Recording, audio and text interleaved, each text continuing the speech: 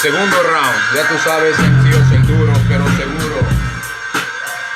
Round 2, un tabaquito. Round 2, necesito un... Oye, ¿qué es lo que hay, muchachos? Necesito un tabaco. Aquí mismo yo con un contrato, tú sabes, de cacao. Ya tú sabes, yo soy el que tiene flow. Yo soy el mejor en sí aquí, Richie. Ya tú sabes, para mí, ven aquí, búscame el pichi.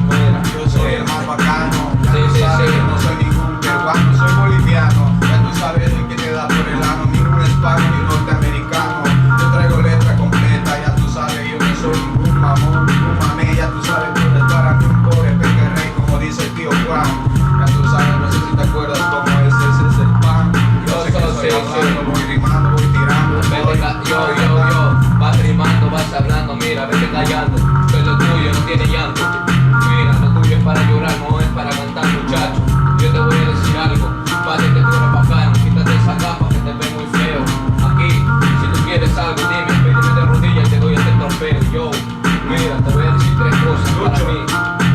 Galucho, mira, ¿cuál trucho? Las rimas que tú tienes son truchos. Yo, ¿de qué vas tú con esa gorrita?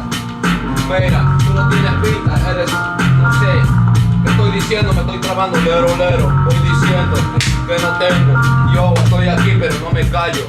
Mira, gallo, llamo a este gallo que está ahí sentado, pero no se presenta, no tiene batalla. Yo, ¿de qué vas tú?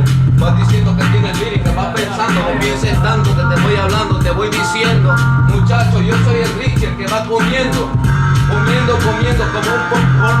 A ti y a este man que está ahí sentado, yo soy el don, el del don. Yo soy timbre, soy dindón. Mira, soy tan grande como King Kong. Te aplasto así como una mierda, un chinchón. Yo defiendo de tu mamón. Aquí mismo te acabo,